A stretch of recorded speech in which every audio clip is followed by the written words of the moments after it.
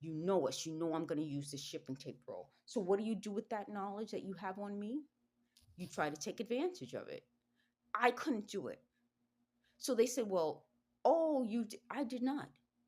And partly they admitted I always have long-term relationships. When I end a relationship, it's because the relationship is over. And I do believe that. There's another big issue I'm trying to get out. I'm going to move from the theme of the good girl and personal knowledge, which is a huge theme, to the psychological game that this isn't happening to other people. I feel that especially people of my generation, I'm looking at the news and I'm seeing people in their 50s, late 40s, 50s, maybe up to about 60 passing on suddenly. Do I feel that this is part of it? Deep inside, yes. So let's go back to the idea that deep inside of me, I feel that my generation is being targeted. That doesn't mean other generations weren't.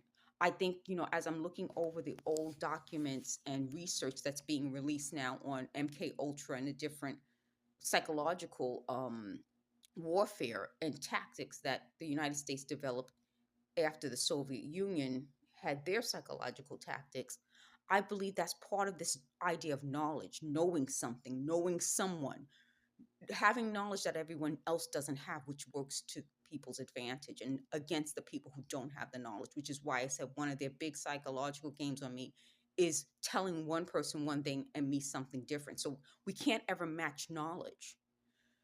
So by putting this out there and getting as much knowledge about this program as possible, we're all kind of beginning to understand this at the same time.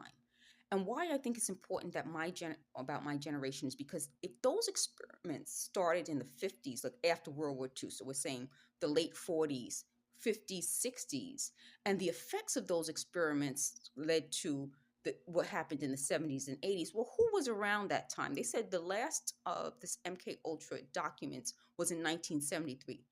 I was born in 1973. So even if the program officially stopped, there would still be people around who had knowledge of that program and the effects that program would have on other generations. And why I think it's so important that Generation X knows this is that even though we weren't fed, we were fed themes as a child, and there was someone's video who I watched that was really good, and I put it as a post. So if you guys scroll through the community post, you'll find it.